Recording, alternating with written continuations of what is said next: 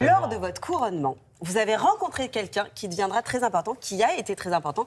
Ce monsieur, c'est Alain Delon. Oui. Est-ce que vous pouvez nous raconter ce qui s'est passé? Alors j'ai une jolie anecdote. En fait, il était président du jury quand je remets ma couronne sur la tête d'Élodie Gossuin, que j'embrasse. Et en fait, ce soir-là, on se retrouve à un dîner. Je suis à côté de Monsieur Delon. Et il me dit, alors qu'est-ce que vous voulez faire plus tard? Je dis, comédienne. Et là, il me dit, ça va pas être facile.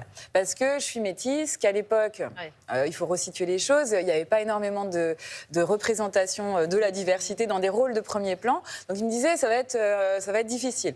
Et il me dit, écoutez, si dans un an, vous n'avez pas trouvé d'agent, appelez-moi. Et là, je dis, mais comment on appelle Delon? Et là, je dis, mais comment je vais appeler Delon? Et il me dit, vous appelez mon secrétariat, vous le trouverez de toute façon. Ma boîte de production, vous la retrouverez. Et tout ça.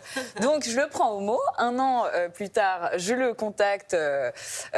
J'appelle son secrétariat. Il m'appelle un quart d'heure plus tard. Il me dit, bon, retrouvez-moi au Sreza, on va discuter de votre carrière. Et là, en fait, il m'a dit cette phrase géniale. Il a dit, je ne vous pistonnerai pas, merci. Ouais. Je ne vous pistonnerai pas. Mais en revanche, je vais vous présenter un agent. Si elle vous veut et qu'elle sent que vous avez une fibre d'actrice, ça marchera pour vous. Une autre rencontre apparemment extraordinaire, on imagine, Grace Kelly, Grace de Monaco. Toujours grâce à Robert Hossein, Jacques. Oh là.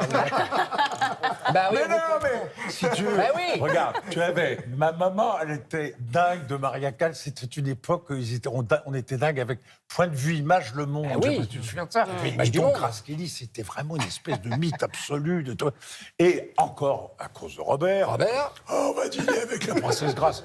Il me dit, va la chercher toi-même. Et donc je sonne à la porte, avenue Hoche, toujours pareil, grande avenue, enfin, je sais pas quoi.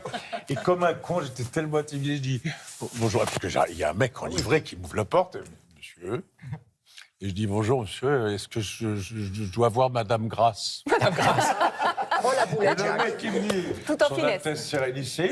Voilà. Et après, ce qui a été magnifique, c'est que Hossein, ce voyou merveilleux que j'adore, a fait exprès de nous laisser seuls, nous planter pendant 3/4 d'heure, 1 heure, au resto. Et là, on a pu parler. Elle me dit, alors avec le charme que cette femme avait, mais il semble très peu de maquillage, pas l'élégance pure. Elle me dit, vous savez que j'ai fait le même métier que vous? Je dis, oui. Un peu avec Hitchcock, accessoirement. Et là, il y a une espèce de moment absolument unique que j'avais l'impression d'être avec une princesse. Vous incarnez Simone Veil. Il y a eu un avant et un après ce film? Ah oui, pour moi, clairement. Ouais. C'était un challenge, une montagne à gravir, et c'était un film qui me tenait vraiment à cœur. C'est une femme que j'ai eu la chance de rencontrer, de connaître un petit peu, et je voulais lui rendre hommage. Je trouvais que c'était important qu'il y ait un film sur elle, et quand j'ai décidé d'essayer de monter l'aventure et de m'atteler à ça, fallait que je sois à la hauteur. C'était vraiment, ça a été un long travail, et je suis heureuse de me dire qu'il y a beaucoup de jeunes filles, beaucoup de jeunes garçons qui m'ont écrit.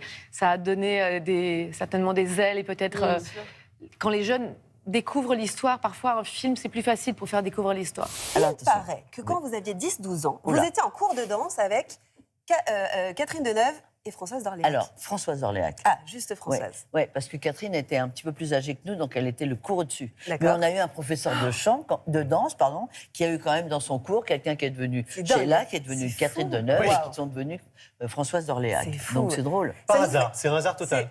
Ah bah oui, là, un total hasard, complètement. Alors. Mais c'est magnifique. Moi, Françoise, j'ai des grands souvenirs avec elle. Ouais.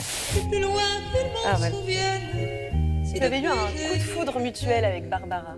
C'est incroyable. Qu'est-ce que vous êtes apporté mutuellement? Moi, je ne sais pas. Elle, je sais. Vous savez, quelquefois, on a la chance de croiser des comètes. Alors, j'ai croisé une merveilleuse comète. J'ai eu cette chance-là pendant un temps assez court, d'ailleurs, bref, et qui est resté gravé pour toujours. Oui, c'est resté gravé pour toujours. C'est quand on rencontre un extraterrestre. J'imaginais une personne comme ça. J'étais très jeune.